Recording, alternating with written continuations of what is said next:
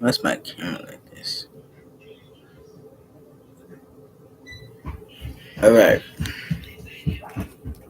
Welcome to my YouTube channel. You're watching Save Our Children TV back at it for a brand video. Please make sure you like, comment, subscribe, turn post notifications on so you'll be notified every single time I drop a brand new video on this channel. Now, our first story takes us to California. So California takes it in.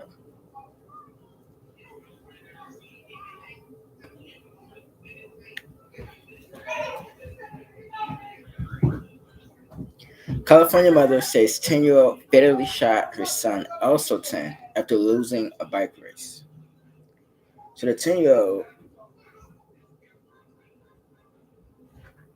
who was shot and killed, his name is Keith KJ Ferguson. Mother said her son won the informal neighborhood race before he was shot in Sacramento County. A 10-year-old California boy who was shot over the weekend died because the shooter, also said to be 10 years old, angrily opened fire after losing a bicycle race. The victim's mother said Tuesday the shooter was being a sore loser after the informal race late Saturday afternoon in Fort Hill Farms, a community about 16 miles northeast of Sacramento, and consequently shot and killed Keith KJ Ferguson, says KJ's mother, Brittany Ferguson.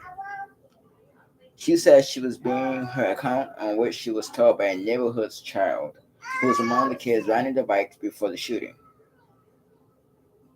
Ferguson gave KJ permission to ride his bicycle, which he had bagged for her Christmas before the attack. She said less than 15 minutes later, she said she ran outside after neighborhoods began banging on her door and shouting that someone had happened to her son. Something had happened to her son. I screamed for hours after I saw my child on that ground because I couldn't just see that he had no chance.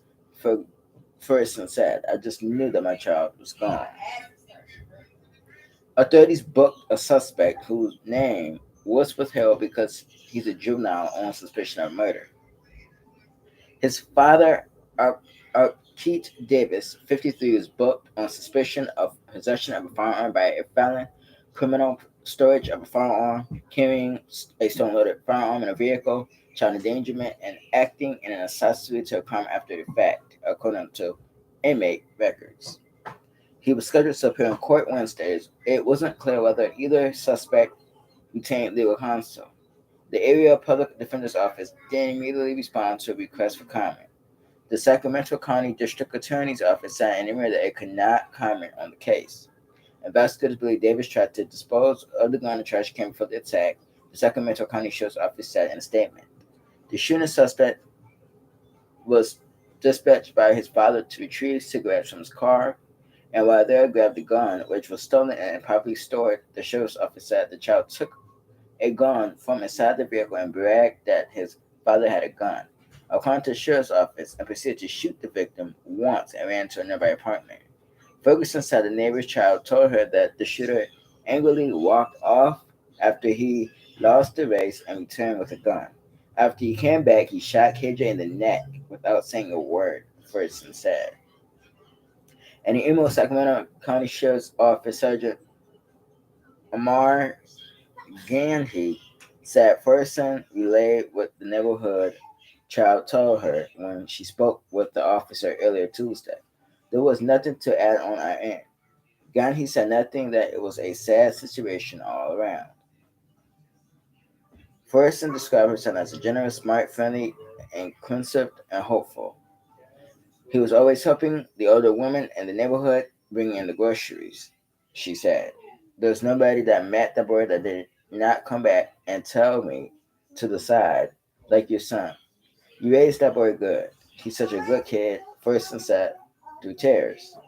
Last, last year, KJ found a new community in the Sacramento youth football team junior football Mustangs, which said in a statement that he was truly be missed by all of your Mustangs family and friends. For instance, one of our fondest memories of KJ was his unbridled joy after he reached a championship game with his brother and other teammates just days after he found out that his father had died. The mother said that the shooting suspect was often knocking on her door to ask to play with her kids and that she was heartbroken that her son was allegedly killed by someone he considered a friend. She alleged that the suspect's father was careless with a firearm. For you to be so careless to have something like that, a gun easily accessible to your 10-year-old child, it just says a lot about you, Ferguson said, addressing Davis.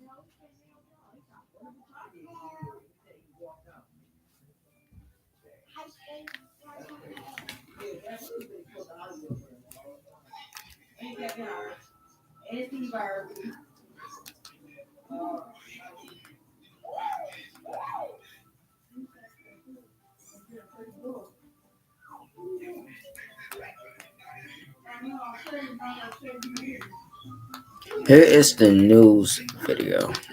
Let me just 1 second.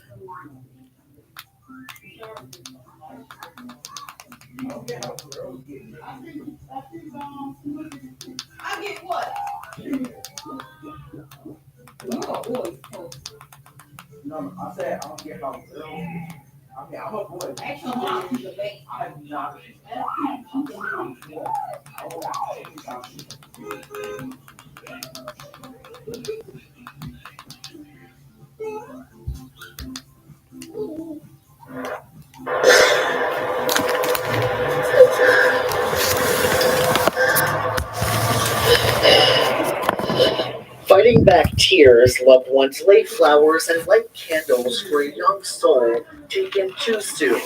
Family members say 10-year-old Keith Frierson, affectionately called KJ, was shot and killed at this apartment complex on Green Home Drive. 10 years old, KJ's aunt Erica, struck by grief, her heartbreak is palpable. And he didn't deserve this. He still had a whole life to live. Erica says KJ came out of his apartment to ride his bike when his life was cut short. He wasn't even outside 15 minutes. And the little boy shot my nephew. The Sacramento County Sheriff's Office says a 10-year-old boy shot another 10-year-old boy around 4:30 Saturday afternoon. Investigators say the 10-year-old suspected shooter went into his father's vehicle to get him cigarettes. He then took a gun from inside, bragging that his father had one, and shot the other 10-year-old. The sheriff's office arrested the father and the son. The victim, who the family says is KJ, was taken to the hospital where he later died. Parents don't watch their kids. Erica blames the parents as much as the child. My nephew's blood is on y'all hands. Y'all allowed y'all son to do this to my 10-year-old nephew. Detectives believe the alleged shooter's father, 53-year-old Arquette Davis, tried to get rid of the gun. Investigators found it in a nearby trash can and discovered that it was reported stolen in 2017. The sheriff's office also says Davis was legally prohibited from owning or possessing a firearm. As the family continues to process the terrible tragedy that unfolded here, they have a message to others in the community. Y'all parents need to know how to put y'all weapons away. Teach y'all kids right. Because this wasn't right. For now, loved ones are holding on to KJ's memory. He was smart, very intelligent, kind, loving, respectful. Each candle a symbol for his bright light. Reporting in Sacramento County. We just need justice and a lot of support. Orko Manna, KCRA 3 News.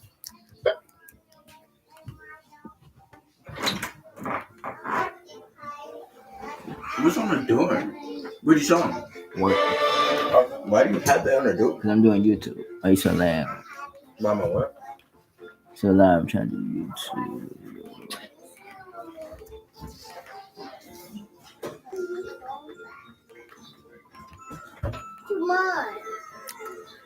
Not my way. No, no. Stuff you close to. Shut it. My piece stuff.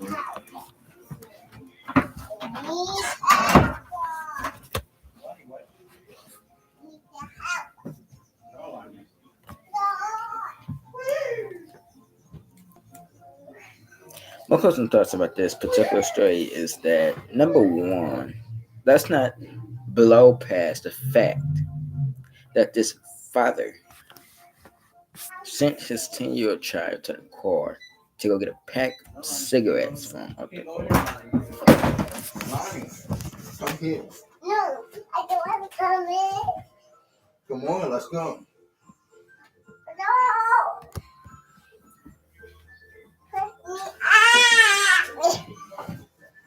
Calm down, okay? Hey, stop. Let's not blow through the fact that this father sent his 10-year-old child out to the car to get a pack of cigarettes. I don't understand. Why would you send a 10-year-old to go get cigarettes out the car? And two, why would you also send, and this is the thing, that gun clearly was laid around in the vehicle on the seats. For that child to grab that gun, that stolen loaded gun, because I believe that gun was loaded. Also, it was stolen, sitting in the back of the car. Update on the story is that the 10-year-old, the DS office is no longer prosecuting the 10-year-old. So the 10-year-old will be released, but the father still faces charges. That father should be facing reckless homicide charges because it was reckless for you to allow your child to get that, but to get that cigarette out the car, that alone to grab that gun out the car. You put so many people, children, in danger that day, and a 10-year-old cost a 10-year-old his life, and there's a family now in California grieving behind your ignorance, and we got to do better when it comes to raising our children because we are allowing people who should not be possessing a gun to be around a gun, and it costs his child his life and a family a lifetime of agony and pain. And so I don't know how the gun laws work in California, but they need to take these guns off the streets that are getting in the wrong people's hands. Condolences to the victim KJ, and well wishes to his family, and may this person, this father, get prison time. He needs significant prison time for what he have done. Like, comment, subscribe, turn your post notifications on so you'll be notified every single time I drop a brand new video. Let's go on to a second story at 5. Texas is taking the air.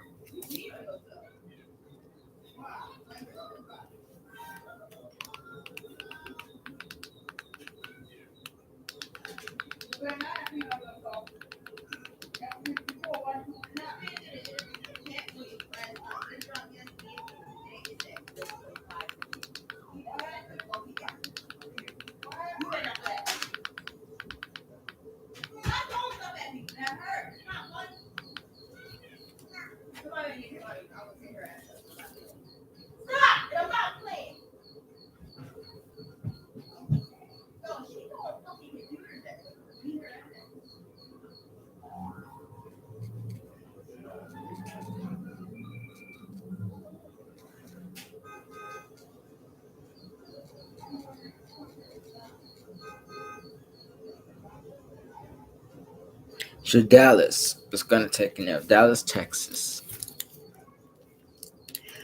So a Texas father and his son are arrested after fatally shooting two people.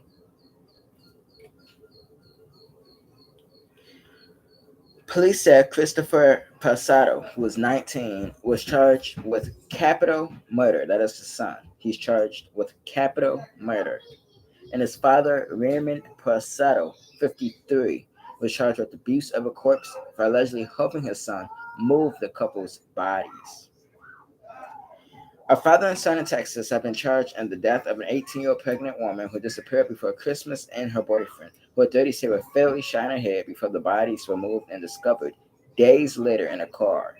The arrest Wednesday night came more than a week after the bodies of Savannah Nicole Soto, 18, and Matthew Guerrero, 22, were found in the parking lot of a San Antonio apartment complex. A crime scene that the city's police chief originally described as very, very perplexing. San Antonio's police sergeant Washington San Antonio Police Sergeant Washington Moscoso told reporters the deaths appeared to be the result of a drug deal but did not elaborate. Soto's family Soto's family has said she was overdue to deliver her baby and had been scheduled to have an induced labor when she went missing the weekend before Christmas. Moscoso said investigators now believe the couple were killed on December 21st, meaning they had been dead for several days before police found them in Guerrero's car the day after Christmas. The killings have drawn attention beyond Texas, and Moscoso said misinformation about the case had taken off on social media. These two individuals are the only suspects that we're looking for, he said. Police said Christopher Prasado, 19, was charged with capital murder, and his father, Raymond Prasado, 53, is charged with abuse of a corpse for allegedly helping his son move the couple's bodies. Online records for the Bexar County magistrate early Thursday did not indicate whether either man had attorneys, and San Antonio police did not immediately respond to phone and email messages. As he was placed in a patrol car late Wednesday night, Raymond Prasado was asked by reporters whether he had remorse. Aren't you sorry for lying about what you're saying? You don't even know what's going on. You just make stuff up, like always, Prasado said.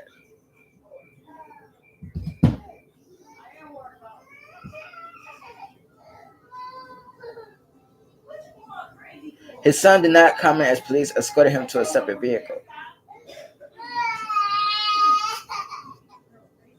Moscoso said prosecutors may pursue more charges against the men who he described as the only suspects in the killings.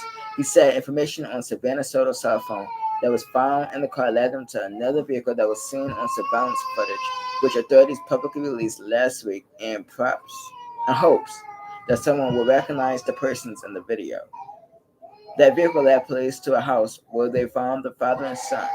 He said Raymond Prasado answered the door and cooperated with the investigation. He knew why the police were there, Malcoso said.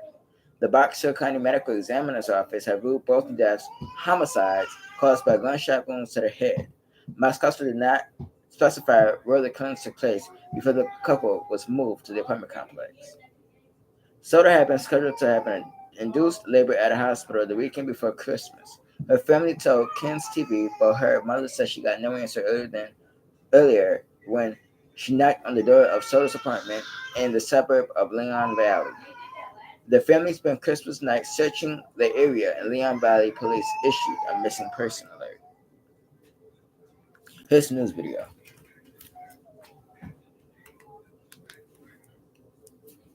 Father and his adult son are accused of killing their neighbor in a dispute over trash. Police in Abilene, Texas say 67-year-old John Miller and his 31-year-old son Michael were arrested. Oh, this is a different one. Sorry. No, sorry. Wrong one. Apologize. Here we go.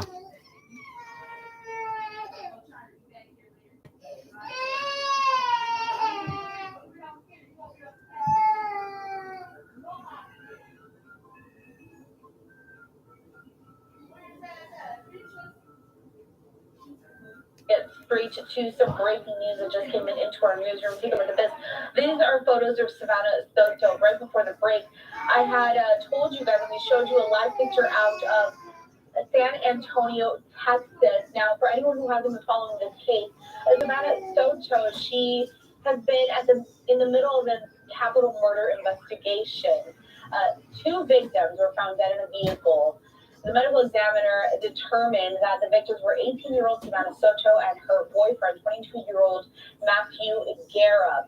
So the San Antonio Police Department, they have released video footage last week from a nearby location to where their bodies were found, which detailed a person of interest and a vehicle of interest that they were looking out for. Savannah was also pregnant. You can see her here. The unborn child also found dead in that car when the bodies of their parents were discovered. And before the break, we showed you that we had a live picture out of San Antonio where a couple people were taken into custody. We understand the arrests have been made. And right now, San Antonio police have stepped up to a podium to give a press conference on this situation. We're hoping to learn more. Check this out here, live, raw, and unfiltered, the latest on the Savannah Soto case.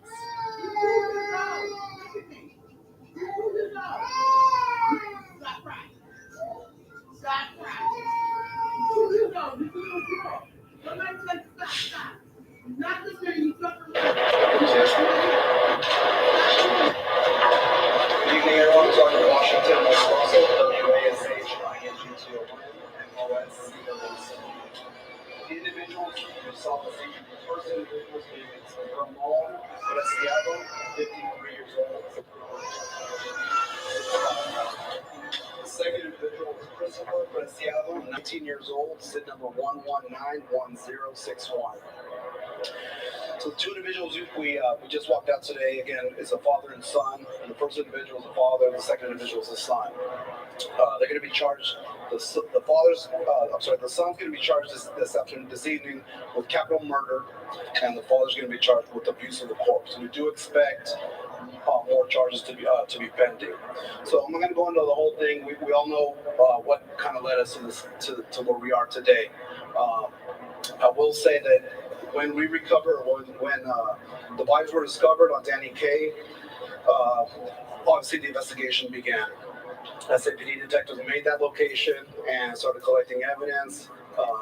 One of the key pieces of evidence that we did collect at the scene was Savannah's cell phone, and that was handed over to our technology team, who was able to download some information on there. With the assistance of the U.S. Secret Service, we were able to get enough information, and so that information was given to our detectives today. With that information, the detectives were able to find a possible location of where the suspect vehicle that was released on that surveillance camera, the surveillance video, possible location where that suspect vehicle might be. They made that location, and sure enough, the vehicle was there. They did a little bit of surveillance on the video, or on the vehicle, and then were able to determine which house it belonged to. They went up, knocked on the door. The first gentleman, the first individual, the father answered the door. He knew why the police were there. Was cooperated fully with the investigation. Were brought here to headquarters, and our detectives were able to start interviewing both the son and the father. Again, they were both at the home. They were both brought down here, and the interrogations began. Through interrogating the individuals, our detectives had enough. Based on what they said, there was enough information there to get a warrant signed by a judge tonight. Again, to charge Christopher with capital murder and Ramon with abuse of a corpse. Again, there will be more charges pending. This is what we have right now. I'll answer any questions. Did you get capital murder for?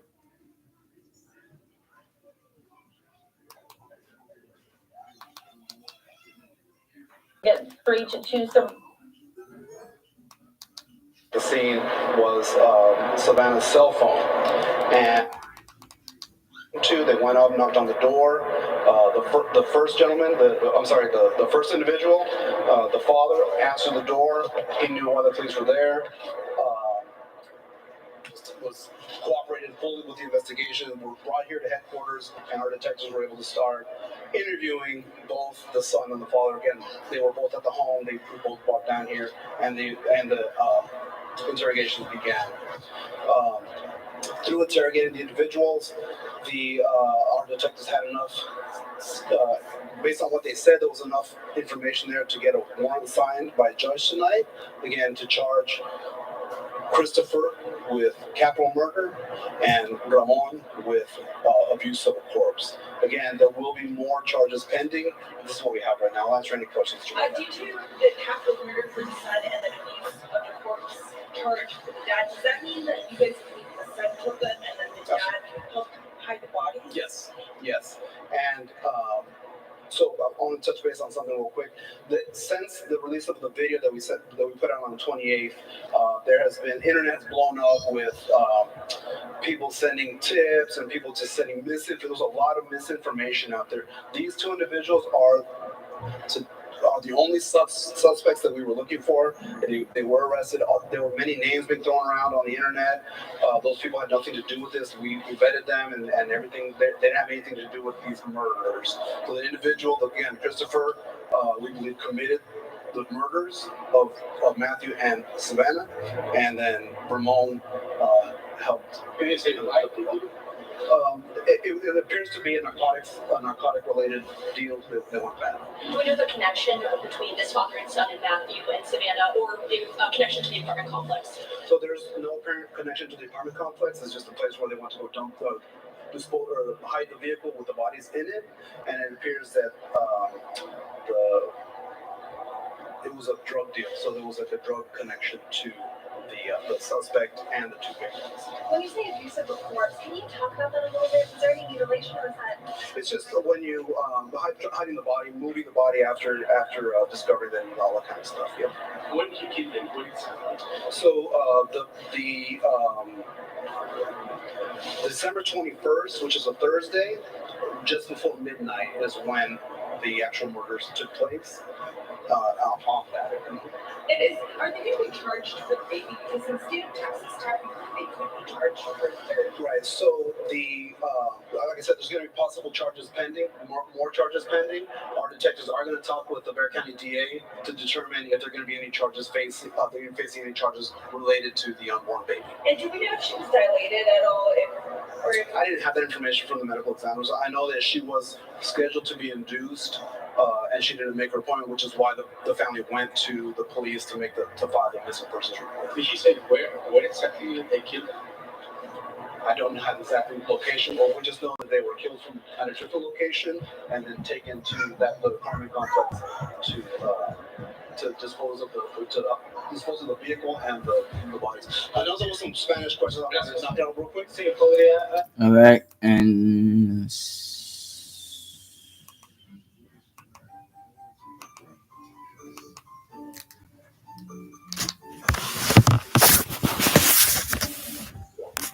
so my closing thoughts about that particular story is that all this happened over a drug deal gone bad. So it could be considered a setup. You know, a father and a son. The son kills all three: the woman, the man, and the child, unborn child. The father hopes to dispose of the bodies. You know, excuse him, and I understand it's your son, but do you know how much time you're facing for this? Your son, if I'm guilty, in court of law, just for the capital murder alone, could face the death penalty and or life in prison without the possibility of parole. You know, your child, your son is gone, you gone, you 54, so you probably won't get out of prison. You might get life or no parole. You might die in prison. Your son definitely die in prison. You know, you know, you gotta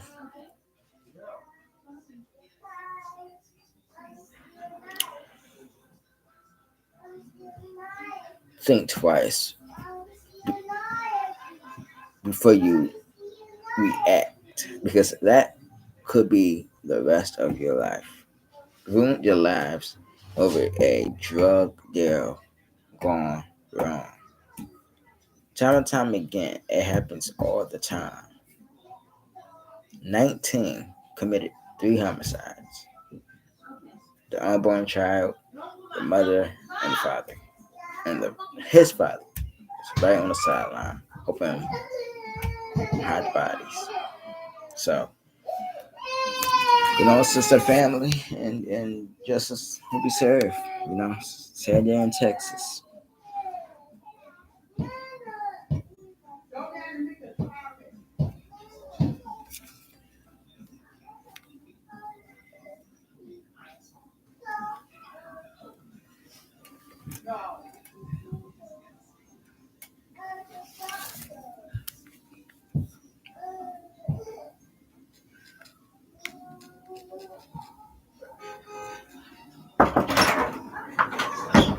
John, you still want to do it?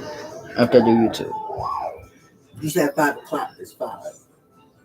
Come back at 5:30. It should be done by 5:30. 5:25.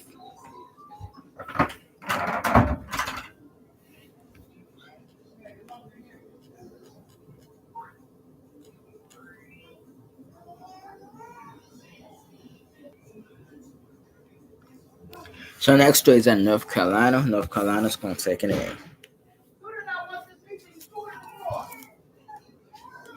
Off-duty North Carolina officer fatally shot at a gas station after witnessing a crime. Greensboro, North Carolina is going to take it in, to be exact. Any off-duty police officer, an off-duty police officer was shot and killed in North Carolina after he witnessed a crime at a gas station and approached the suspects, according to police. The Greensboro Police Department identified the father as Sergeant Philip Dale Nix, who served the city for 23 years. 3 suspects were arrested in connection to the crime, including Jamari Justice Foster, 18, Zachariah Zachariah LaPierce Blackwell, 18, and John Walter Morrison, 28. Foster was charged with first-degree murder, larceny, and conspiracy to commit larceny, and is held with no bond. Blackwell is charged with accessory after the fact to first-degree murder and is held on a $500,000 bond. Morrison is charged with accessory after the fact to first-degree murder, larceny, and conspiracy to commit larceny and is held without bond. Sergeant Nix was described as a loving husband, father, son, and brother who has served many roles throughout his career. His most current role was supervisor of the family victims unit. He also served as a team leader for the peer support team for the past 12 years. Now, the reason I wanted to talk about this particular story is because the ages of the suspects. You had 2 males and a female who are under the age, who are 18, I believe 18 and 19. This story reminds me of the story out of Alabama that we talked about, where a 9-year-old was killed sleeping on the couch. And you had a female and 2 males. They get young and young and young by the minute. Out here killing police officers, sergeants, children. It's a scary world we live in. And then another officer recently was just killed in California at a burglary call. And multiple people were shooting and killed their officer. So far, 2 people in that case been arrested,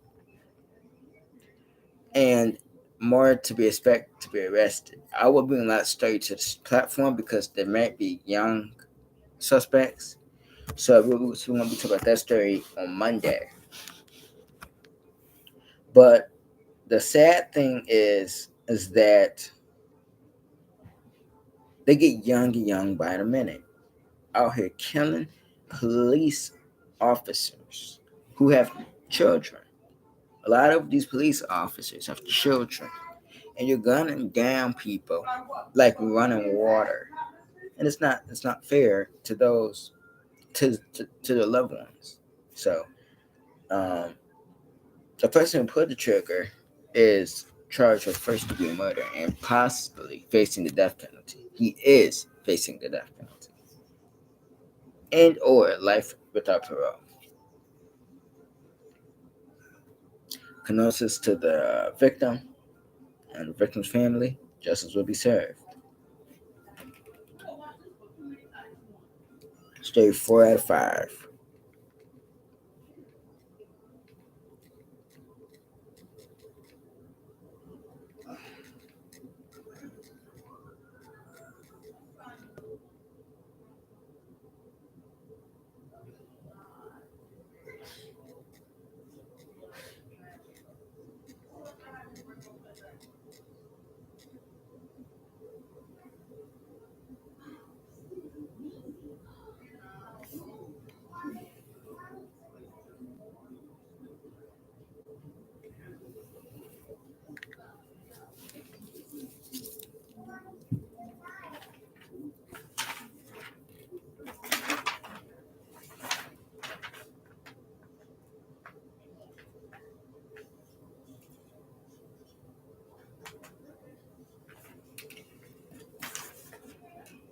Three-year-old boy dies after being shot by a stray bullet on New Year's Eve. And this happened in Memphis, Tennessee. So Memphis is going to take a name. Police say a 3-year-old Tennessee boy died after he was shot by a stray bullet from an apparent celebratory gunfire on New Year's Eve. The Memphis Police Department says 3-year-old Braden Smith was shot by a stray bullet while inside his family's apartment on New Year's Eve, WMC reports. Officers responded to the scene just before 6 p.m. Sunday.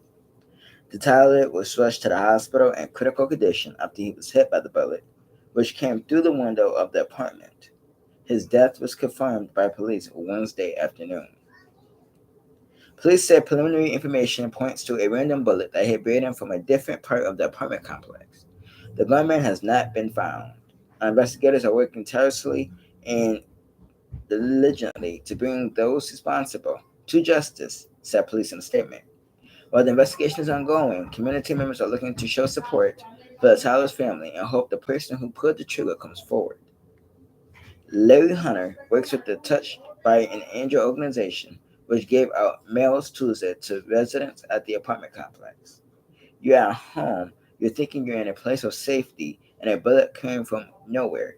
It really bothered me. It could have been my son, my grandson, your son. Hunter said we have to come together and say enough is enough. Police said that between 9 p.m. on New Year's Eve and 3 a.m. on New Year's Day, there were more than 327 gunshots recorded by the department's gunfire detection software. Dispatchers received 195 calls of shots fired.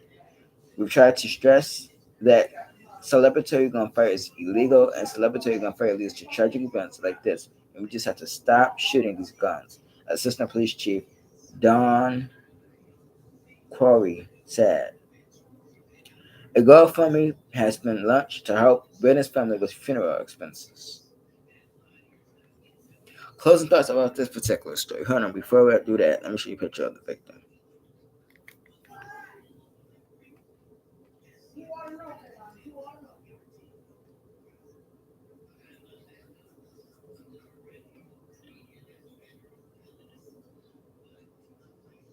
My thing is this. What is the point shooting off a gun, bringing in the new year? Bullets don't have names on it. So when you shoot that bullet, your life is already over. Because that bullet can hit anybody. And you compare it with it for the rest of your life. Someone know who did this, and someone needs to be arrested for murder. That's what it was. This was murder. The fact that you used a gun in a reckless fashion to bring in the new year tells me that you did not care about no one's safety.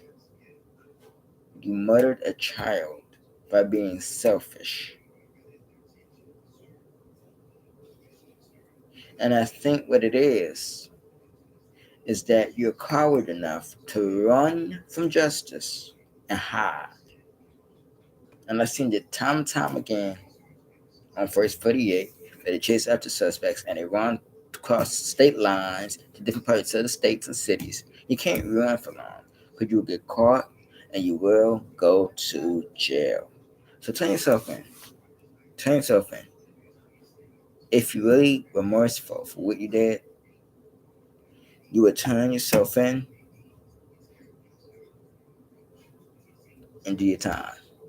You commit the crime, you do the time.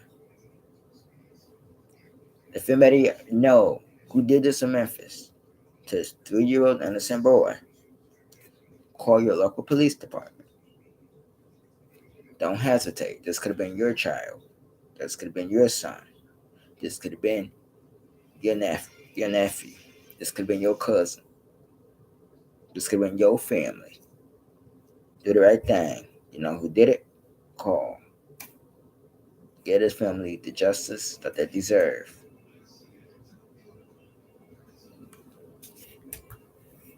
And our last story happened earlier today. A sixth grader is killed after a shooter opened fire at a high school in Perry, Iowa. So Perry, Iowa was going to take an L.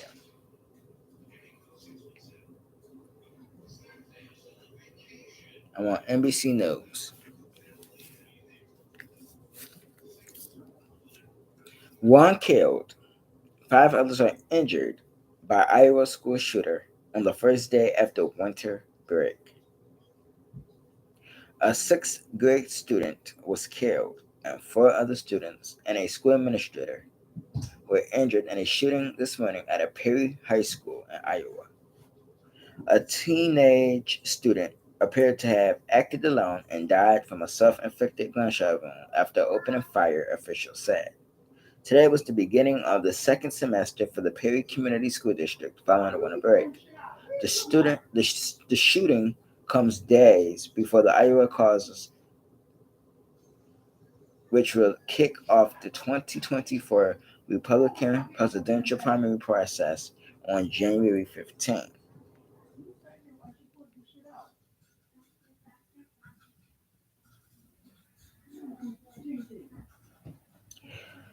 A sixth grader was killed and five other people were injured during this morning's shooting at Perry High School, officials said at an afternoon briefing.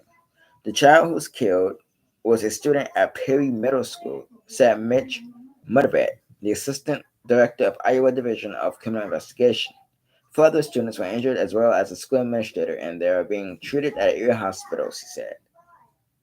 Mudvat said one of the injured victims was in critical condition, which would appear to have been non-life-threatening injuries.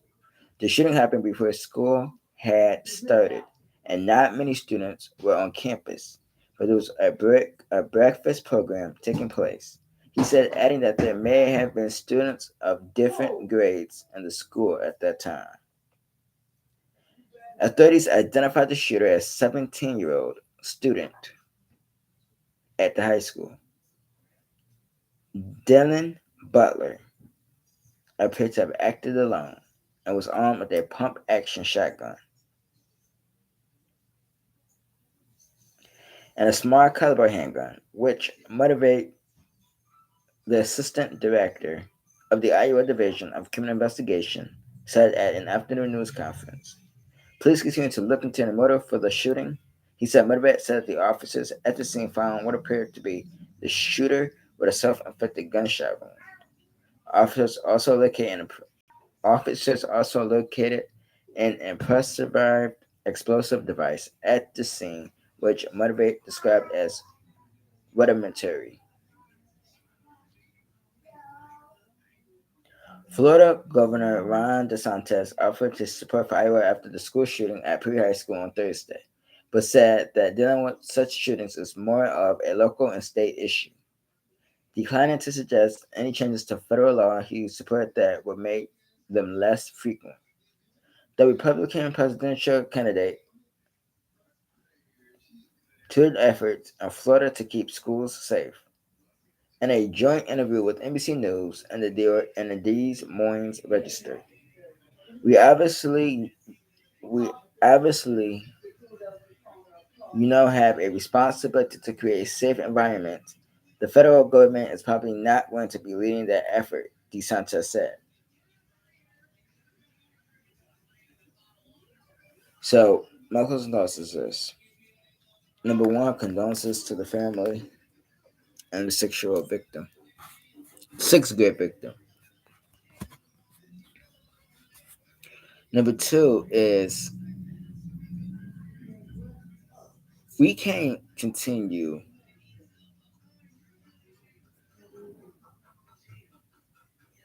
allowing mental illness to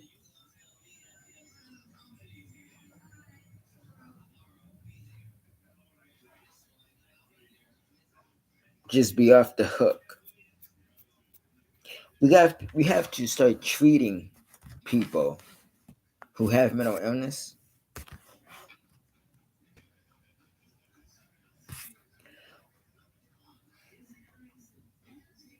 We got to treat them with the help that they need. And two, if you have mental illness or you're going through mental crisis, the last thing you should do is shoot up a school.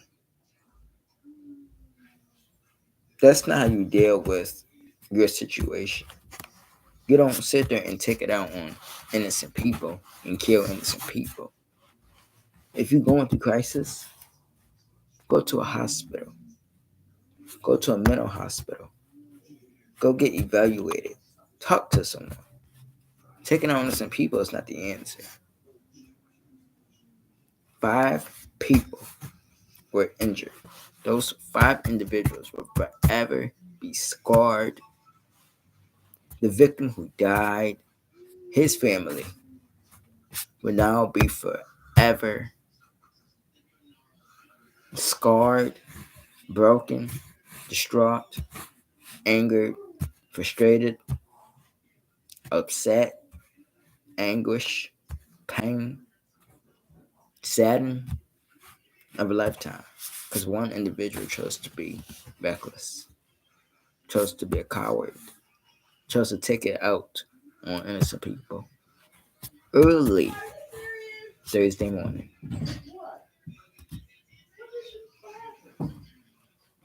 We gotta do better when it comes to mental illness.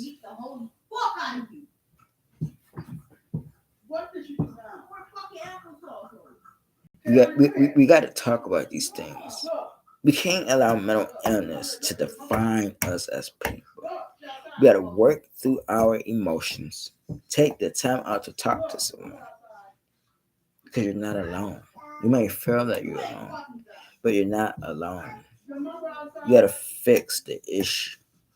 Don't take it out on some people. A high school, a middle school, an elementary school, or in a facility of each other, across from a bus yard. Everyone in that general area in that community is affected by this person's action.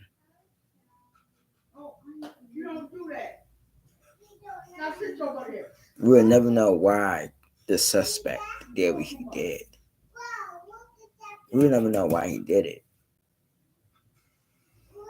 But when there's an update to the story, I will bring it to you. Like, comment, subscribe, share, turn post notifications on. Hit that subscribe button. It's the red bar. Hit it, hit it, hit it. Thumbs this video up. Share this video so everyone can know that I was live. Share. And I will see you guys tomorrow. Peace.